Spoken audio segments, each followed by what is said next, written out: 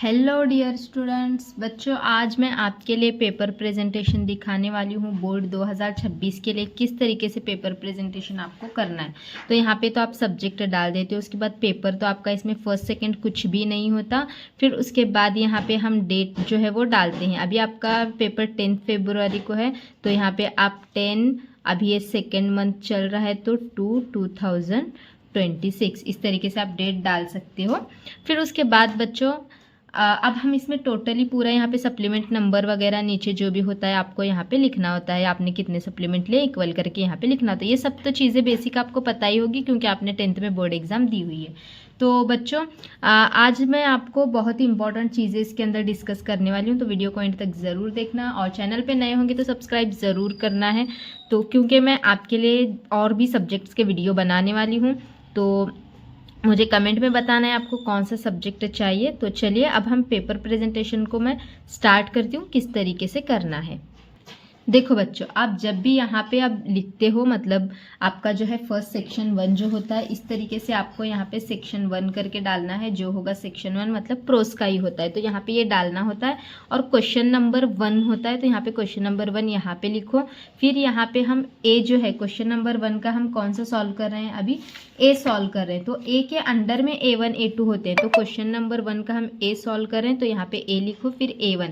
अब यहाँ पे ट्रू फॉल्स पूछा गया था, तो ये था 2 मार्क्स के लिए, मतलब ये जो क्वेश्चन है 2 मार्क्स के लिए होता है। तो यहाँ पे इसको हाफ मार्क होता है, इसको हाफ मार्क होता है, इसको हाफ मार्क और इसको हाफ मार्क। इस तरीके से आपको ट्रू फॉल्स के यहाँ पे मार्क्स होते हैं। और अगर आप सिर्फ इतना भी ट्रू और फॉल्स इतना भी यहाँ पे लिख दोगे, मतलब पूरा सेंटेंस वगैरह कुछ यहाँ पे लिखने की ज़रूरत नहीं है, सिर्फ ट्रू है तो ट्रू, फॉल्स है तो फॉल्स, इस तरीके से लिखोगे तो भी आपको यहाँ पे मार्क्स मिलते हैं। उसके बाद देखो मैच द फॉलोइंग में, यहाँ पे अब मैच द फॉलोइंग था, तो यहाँ पे 8 है मैच द फॉलोइंग में। ये पेपर बच्चों 2024 का मैंने यहाँ पे सॉल्व किया हुआ है, क्योंकि 2024 के अब मतलब 2023 का पेपर है तो 25 में क्वेश्चन ज़्यादा आने के चांसेस होते हैं। तो इसी तरीके से 2024 के पेपर में से थोड़ा बहुत क्वेश्चन आने के 25 में चांसेस होते हैं, तो इसीलिए मैंने यहाँ पे 2024 का यहाँ पे सॉल्व किया हुआ है। तो यहाँ पे ये कॉलम ए कॉलम बी इस तरीके से हम यहाँ पे लिखेंगे। फिर उसके बाद देखो कॉलम ए आप क्या करते हो, यहाँ पे इस तरीके से बहुत सारे बच्चे जोड़ियाँ लगा के छोड़ते हो, तो ऐसे नहीं करना है। यहाँ पे कॉलम ए डालना है, यहाँ पे कॉलम बी मतलब ये हमारा आंसर लिखना है। ये नैरेटर तो इसके सामने इसका आंसर, यहाँ पे कैमस तो इसके सामने इसका आंसर, इस तरीके से आपको यहाँ पे लिखना है। तो इसी तरीके से, और ये देखो बच्चों ज़रूरी बात ये कि ये जो साइड की आउटलाइन है ये पेन से ही बनाओ, पेंसिल से मत बनाओ, क्योंकि हाफ मार्क इसका कटता है। फिर यहाँ पे A3 क्वेश्चन देखो, यहाँ पे A3 में जो होता है ना वो मतलब पैसेज में से ढूंढ के लिखना होता है। तो इसको देखो, यहाँ पे इस वाले क्वेश्चन को जो है वो 2 मार्क्स होते हैं। फिर अगर हम इस क्वेश्चन की बात करेंगे तो यहाँ पे भी जो है वो आपको ये क्वेश्चन 2 मार्क्स के लिए होता है। ओके, यहाँ पे हम ये नेक्स्ट पेज पे आ गए, तो ये क्वेश्चन नंबर A3 का ही, मतलब A3 का यहाँ पे सॉल्व किया हुआ है। फिर उसके बाद देखो A4 जो है बच्चों पर्सनल रिस्पॉन्स का क्वेश्चन होता है, और ये जो है आपको पर्सनल रिस्पॉन्स का जो क्वेश्चन है, तो ये वाला क्वेश्चन भी आपको 2 मार्क्स के लिए होता है। तो यहाँ पे 2 मार्क्स के लिए होता है, इसीलिए आप यहाँ पे 4 लाइंस भी लिखोगे तो आपको यहाँ पे मार्क्स मिल जाते हैं। और पर्सनल रिस्पॉन्स का क्वेश्चन छोड़ना नहीं है, थोड़ा बहुत कुछ तो लिखने की कोशिश करो। और अगर ऐसा टाइम है कि कुछ भी नहीं आ रहा तो एटलीस्ट पैराग्राफ में से 2-3 पॉइंट्स उठा के लिखो और थोड़ा सा दिल का डाल दो, तो भी आपको मार्क्स यहाँ पे मिल जाएंगे। फिर A5 में जो बच्चों पूछा जाता है वो ग्रामर होता है, और ग्रामर में यहाँ पे आपको ऑप्शन दिए जाते हैं। ऑप्शन में से सिर्फ आपको यहाँ पे जो करेक्ट ऑप्शन होगा, ये फर्स्ट और सेकंड 2 क्वेश्चन होते हैं A5 में, तो ये भी 2 मार्क के लिए ही होता है। आपको यहाँ पे 2 मार्क्स के लिए होता है, तो ये आपको यहाँ पे इस तरीके से सिर्फ इतना ही 1 और 2 करके यहाँ पे आपको आंसर्स लिखने हैं। फिर A6 में जो है वो बच्चों वोकैबुलरी टाइप के क्वेश्चन होते हैं। तो A6 में यहाँ पे आपको कभी मैच द फॉलोइंग होता है, कभी कुछ मतलब वर्ड्स पूछे जाते हैं, तो इस तरीके से आपको यहाँ पे लिखना होता है। तो अभी देखो ये क्वेश्चन, हर क्वेश्चन नया पेज से शुरू करना है, लेकिन ये क्वेश्चन नंबर 1 का ही बी है, तो इसी पेज के आगे हम इसको कंटिन्यू करेंगे। आप चाहे तो नया पेज भी ले सकते हो, लेकिन मैंने तो अभी ये क्वेश्चन नंबर 1 ही था, इसीलिए इसी पेज पे यहाँ पे कंटिन्यू किया हुआ है। तो ये देखो यहाँ पे ये स्टेटमेंट्स यहाँ पे अरेंज करने थे सीधा, तो यहाँ पे ये सीधा अरेंज किया हुआ है। इसको भी यहाँ पे 2 मार्क्स होते हैं, 4 स्टेटमेंट्स हैं इसके। देख सकते हो बच्चों आप यहाँ पे इसको इस तरीके से अरेंज किया हुआ है। फिर अब यहाँ पे तो ये हमारा क्वेश्चन नंबर 1 जो है वो खत्म हो गया है। 1 में ही B1 और B2 होता है, तो ये हमारे यहाँ पे खत्म हो गया है। अब क्वेश्चन नंबर 2 स्टार्ट होगा, तो उसको हम न्यू पेज से स्टार्ट करने वाले हैं। तो चलो अब न्यू पेज पे चलेंगे। अब यहाँ पे देखो बच्चों, क्वेश्चन नंबर 2 स्टार्ट हो चुका है। तो ये यहाँ पे क्वेश्चन नंबर 2 का ये ए है, तो यहाँ पे फिर A1 यहाँ पे पूछा गया है। तो ये A1 के अंदर हमें 2 करेक्ट स्टेटमेंट यहाँ पे लिखने थे, तो ये यहाँ पे लिखे हुए हैं। फिर A2 में देखो यहाँ पे इससे रिलेटेड यहाँ पे क्वेश्चन पूछा गया था, तो ये 2 मार्क्स के लिए है और यहाँ पे ये भी 2 मार्क्स के लिए है। तो इसके यहाँ पे रीजंस पूछे गए हैं, तो ये यहाँ पे लिखना है। फिर उसके बाद ही A3 भी 2 मार्क्स के लिए है, तो 2 मार्क्स के लिए इसीलिए हमने यहाँ पे जो है 4 लाइन्स से 5 लाइन्स लिखे हैं, तो ये यहाँ पे है। अब देखो यहाँ पे A5 में आते हैं हम, तो A5 में भी यहाँ पे रीजंस लिखने थे, तो यहाँ पे 2 रीजंस लिखे हैं, 2 मार्क्स के लिए है ये। ओके, अब चलो A6 पे। तो A6 पे यहाँ पे देखो मैच द फॉलोइंग था, तो कॉलम ए और यहाँ पे आंसर इस तरीके से लिख के हमें ये क्वेश्चन और यहाँ पे इसका सामने आंसर, ये क्वेश्चन यहाँ पे इसका सामने आंसर, इस तरीके से लिखना होता है 2 मार्क्स के लिए। फिर देखो बच्चों, आप क्या करते हो, ग्रामर के लिए बहुत घबरा रहे हो, ग्रामर के पीछे पड़े हुए हो, लेकिन ग्रामर आपको पेपर में सिर्फ 8 मार्क्स के लिए होता है और वहाँ पे ऑप्शंस दिए जाते हैं, तो ग्रामर की ज़्यादा टेंशन मत लो। राइटिंग स्किल पे थोड़ा सा फोकस करो, क्योंकि राइटिंग स्किल का सेक्शन ज़्यादा मार्क्स के लिए है। और समरी राइटिंग भी मैंने इजी ट्रिक बताई हुई है, तो यहाँ पे देखो अब एक समरी राइटिंग, यहाँ पे देखो, चलो नीचे आते हैं यहाँ पे समरी राइटिंग। तो ये समरी राइटिंग देखो यहाँ पे ये है the power of tolerance in rebuilding civilisation, यहाँ पे ये समरी राइटिंग पूछी गई है। तो समरी राइटिंग का आप क्या है कि आप बहुत बच्चे जो है वो टेंशन ले रहे हो समरी राइटिंग किस तरीके से लिखना है, तो कुछ नहीं है बच्चों। समरी राइटिंग में ये हेडिंग है जो डालनी होती है, हेडिंग के लिए 1 मार्क होता है, तो हेडिंग को कंपलसरी डालना है।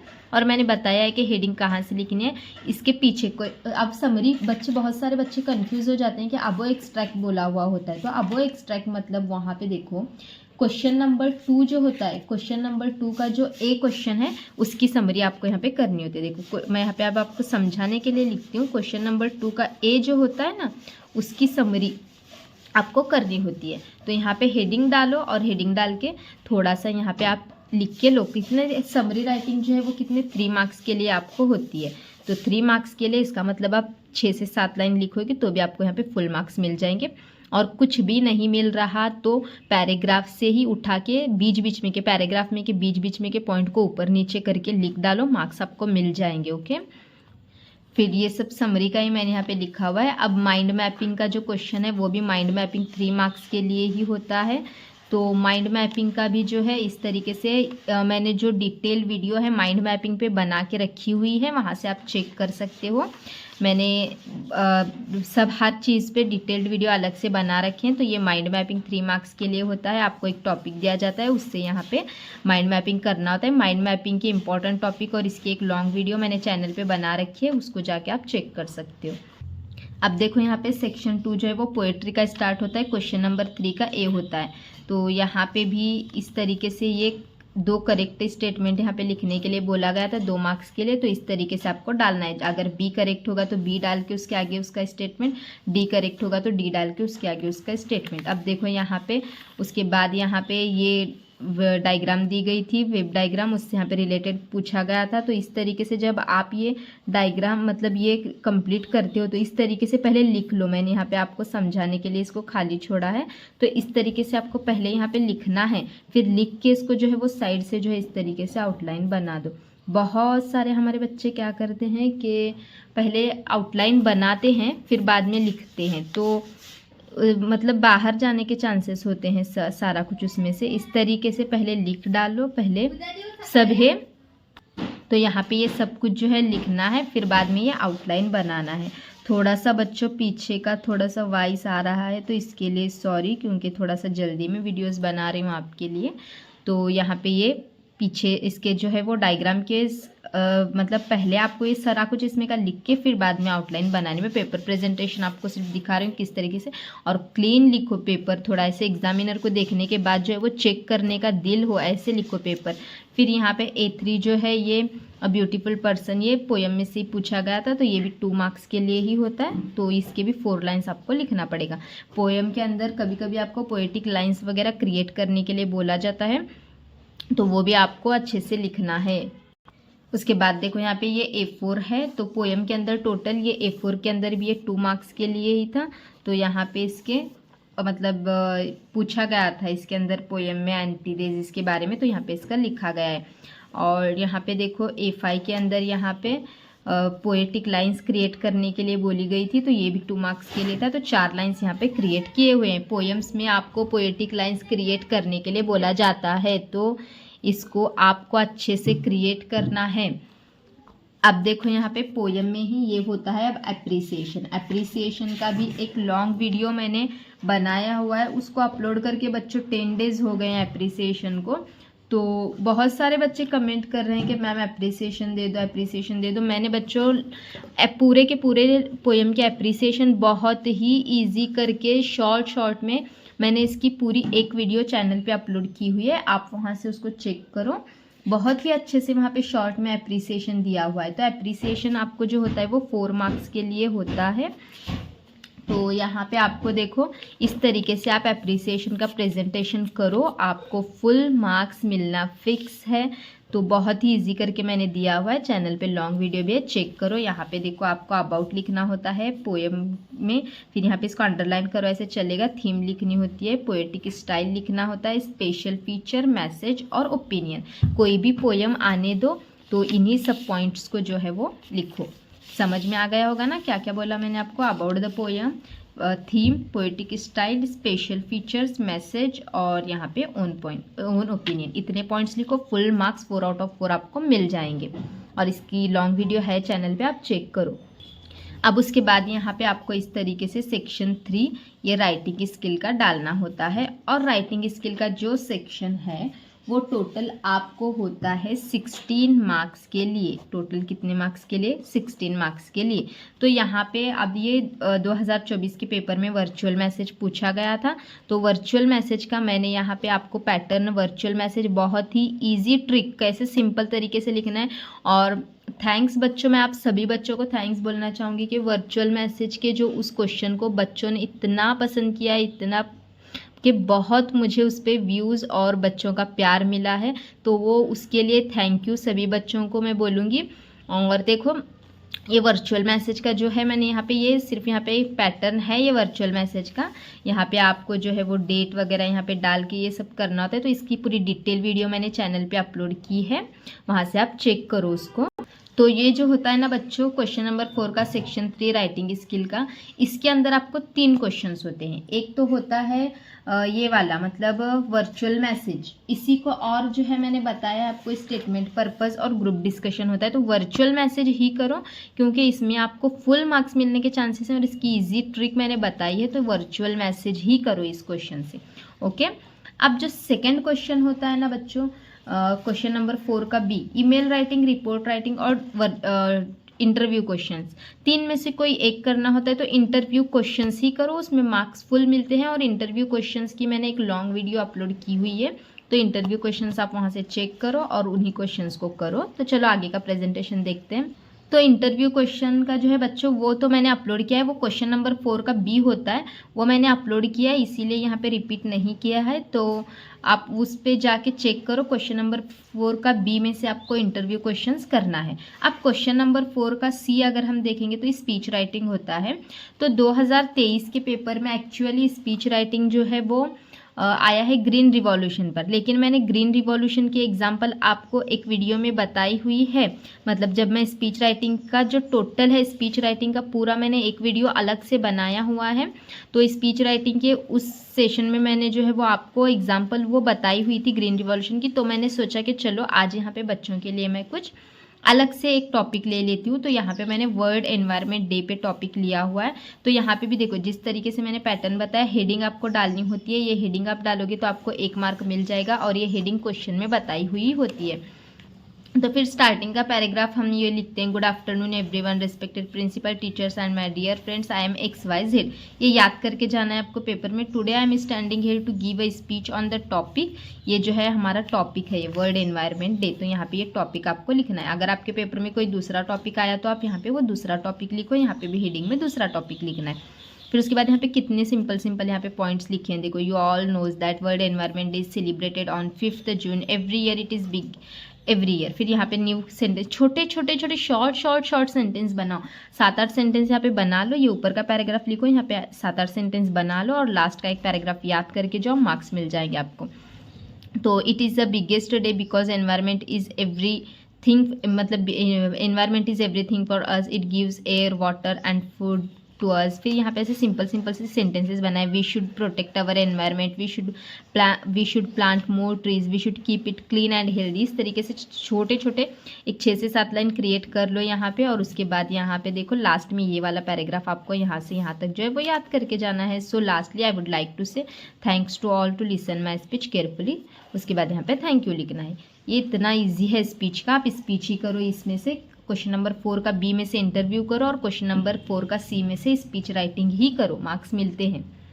अब देखो क्वेश्चन नंबर 4 की सी तक तो मैंने बता दिया। क्वेश्चन नंबर 4 का डी जो है वो फिल्म रिव्यू। मैंने जो फिल्म रिव्यू है एक 3 इडियट्स पे दिया हुआ है। यहाँ पे मैं आपको 12th फेल पे बता रही हूँ क्योंकि 2024 में जो है वो फिल्म रिव्यू ही आया था। तो 12th फेल का यहाँ पे मैंने लिखाया हुआ है। यहाँ पे फिल्म का टाइटल लिखना होता है, आपको डायरेक्टर लिखना होता है, कास्ट लिखने। तो फिल्म का टाइटल 12th फेल है, डायरेक्टर विधुवन चोपड़ा ही है। 3 इडियट्स का भी एक मैंने दिया है। फिल्म रिव्यू पे एक अलग सी वीडियो मैंने बना रखिए, वहाँ से चेक कर लो। कास्ट जो है वो विक्रांत मैसी वगैरह, यहाँ पे एक्ट्रेस के नाम आपको लिखने हैं। जेनर जो है वो बायोग्राफी है। और यहाँ पे ये म्यूज़िक डायरेक्टर मैंने गलती से लिखना भूल गई हूँ, तो आप यहाँ पे म्यूज़िक डायरेक्टर इसके यहाँ पे लिख लो। फिर उसके बाद यहाँ पे रिलीज़ डेट जो है 27 अक्टूबर 2023 है। वैसे मैं मूवीज़ वगैरह तो ज़्यादा देखती नहीं हूँ, मुझे कुछ उतना मूवीज़ के बारे में ज़्यादा पता भी नहीं है क्योंकि मैं कभी मेरी लाइफ में कभी मैं मूवीज़ यहाँ देखती ही नहीं हूँ। तो मुझे बहुत मतलब 3 घंटे कौन टाइम उसमें वेस्ट करेगा। तो यहाँ पे म्यूज़िक डायरेक्टर में लिखना भूल गई हूँ, तो आप यहाँ पे इसको लिख लो। फिर उसके बाद यहाँ पे देखो अबाउट जो है वो 12th fail is directed by विधुवन चोपड़ा। और यहाँ पे मतलब 3 इडियट्स का भी मैंने दिया है। 3 इडियट्स के डायरेक्टर भी विधुवन चोपड़ा ही है। तो यहाँ पे ये IPS ऑफिसर की एक जो है मतलब लाइफ स्टोरी के बारे में इसमें बताया गया है। फिर यहाँ पे अबाउट लिखने के बाद स्टोरी लाइन भी लिख लो। मतलब फिल्म में आपको यही सारी, फिल्म रिव्यू में यही सारी चीज़ें लिखनी होती हैं। और लास्ट में यहाँ पे मैसेज लिखना होता है कि यहाँ पे थोड़ा समझा देती हूँ। अगर आप 3 इडियट्स पे लिखना चाहोगे तो उस पर भी है अलग से वीडियो, ये भी लिखना चाहोगे तो इस पर भी लिख सकते हो। The story revolves around the journey of Manoj Kumar who is 12th class student. मतलब ये मनोज कुमार की जर्नी पर एक रिलेटेड फिल्म है जो कि एक 12th क्लास के स्टूडेंट थे चंबल डिस्ट्रिक्ट से। तो कैसे ऑफिसर बने, उन्होंने स्ट्रगल कैसे किया, ये सब कुछ इसमें बताया गया है। और इसमें जो मैसेज हमें क्या मिलता है कि हम खुद पे, मतलब हमें खुद पे जो है वो बिलीव करना चाहिए और फोकस करना चाहिए। इस तरीके से हमें यहाँ पे मैसेज मिलता है। और ओपिनियन मुझे ऐसे लगता है कि I think this is best movie for our motivation. ऐसे यहाँ पे आप ओपिनियन अपना कुछ भी यहाँ पे लिख सकते हो। तो इस तरीके से फिल्म रिव्यू आप कंप्लीट कर लो। फिल्म रिव्यू और बुक रिव्यू दोनों भी करके जाओ, दोनों में से कोई भी आ सकता है। अब चलो थोड़ा सा नॉवेल के सेक्शन पे चलते हैं। इसमें से बहुत सारे बच्चे कमेंट कर रहे थे कि अपील राइटिंग के चक्कर में मत पड़ो क्योंकि मार्क्स कटने के चांसेस हैं। इसी को याद करके जाओ, एक फिल्म याद करके जाओ, फिल्म रिव्यू, और एक बुक रिव्यू याद करके जाओ, मार्क्स मिल जाएंगे। और हाँ, फिल्म ऐसी लिखो जो कोई मोटिवेशन, मतलब मोटिवेशनल मूवी हो या फिर अच्छी मूवी हो। ऐसे कोई भी फिल्म उठा के मत लिखो, जैसे कि अब बहुत सारे बच्चे कोई भी फिल्म का लिख देते हैं। तो ऐसी किसी भी फिल्म का मत लिखो। कोई भी मोटिवेशन हमें देने वाली फिल्म हो, कोई हमें सीख देने वाली फिल्म हो, ऐसी फिल्म का ही लिखो।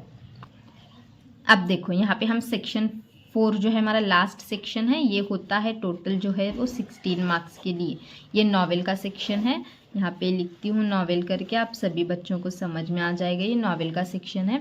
तो यहाँ पे नॉवेल के सेक्शन में देखो, यहाँ पे ये कॉलम ए और यहाँ पे आंसर इस तरीके से। यहाँ पे साइड में ये सब आउटलाइन वगैरह बना के जाओ, आप बना के लो पेपर में, पेन से ही बनाओ सब कुछ। यहाँ पे मैच द फॉलोइंग पूछा गया था।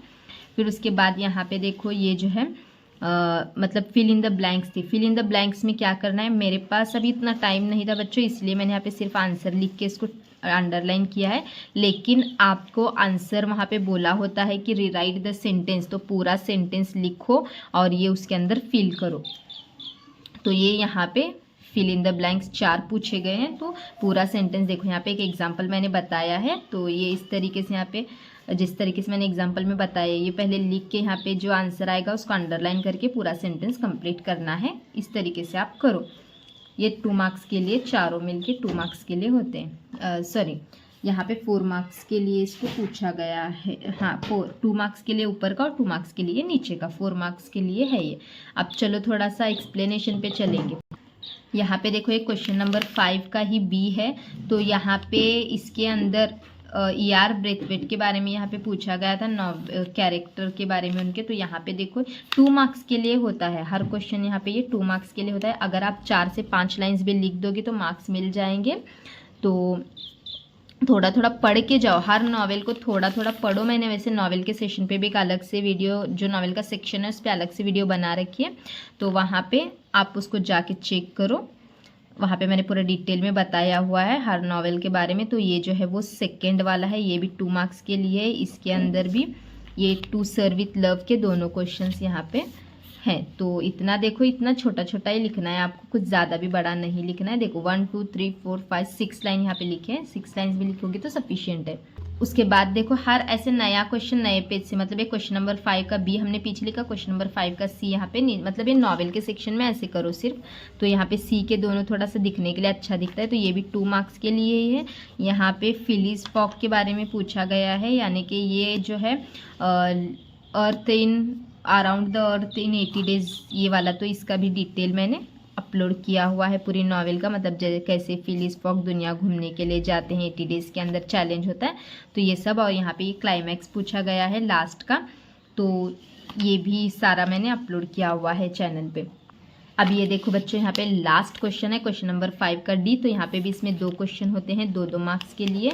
तो ये भी ये लास्ट की नॉवेल का है, द साइन ऑफ 4 का क्वेश्चन है। तो यहाँ पे इसका देखो इतना, यहाँ पे भी 7 लाइन 7 to 8 लाइन्स लिखे हैं, लेकिन आप 6 लाइन्स 4 to 5 लाइन्स भी लिखोगे तो सफिशियंट है इसका। फिर उसके बाद यहाँ पे ये सेकेंड वाला, फिर इस सेकेंड के अंदर भी यहाँ पे ये भी द साइन ऑफ 4 के बारे में ही पूछा गया है, ये भी 2 मार्क्स के लिए है। तो यहाँ पे इसको भी जो है द साइन ऑफ 4, यहाँ पे साइन ऑफ 4 की भी स्टोरी मैंने पूरी बताई हुई है, क्या क्या है, मतलब उसके अंदर कैसे जो है इन्वेस्टिगेशन वगैरह के बारे में बोला गया है। तो यहाँ पे ये साइन ऑफ 4 की भी पूरी मैंने स्टोरी चैनल पे अपलोड की हुई, मतलब पूरे नॉवेल के सेक्शन में ही पूरी स्टोरी मैंने शॉर्ट में वहाँ पे अपलोड की हुई है, सब कुछ बताया है। तो ये सब कुछ इतना अच्छे से यहाँ तक कर लो, देखो यहाँ पे। और यहाँ पे हमारा पेपर ये ख़त्म हो जाता है। बहुत सारे बच्चे हमारे क्या मिस्टेक करते हैं, पेपर ख़त्म हो जाने के बाद यहाँ पे द एंड वगैरह लिखते हैं, ऐसी गलती कुछ भी मत करो। यहाँ पे पेपर ख़त्म हो जाने के बाद एक ऐसी इस तरीके से लाइन मारो, आपका जो है यहाँ पे पेपर मतलब ख़त्म हो गया। इस तरीके से बोर्ड का रूल है। ओके, तो नेक्स्ट वीडियो के लिए कमेंट ज़रूर करना। और बच्चों देखो, अगर आपका कोई डाउट होगा तो मैं एक 15 से 20 मिनट के लिए लाइव आऊँगी, तो वहाँ पे आप मैं 5:30 को लाइव आ जाऊँगी, तो वहाँ पे कोई भी डाउट होगा तो क्वेश्चन आप मुझसे पूछ लो इंग्लिश से रिलेटेड। ओके, चलो बाय बाय बच्चों।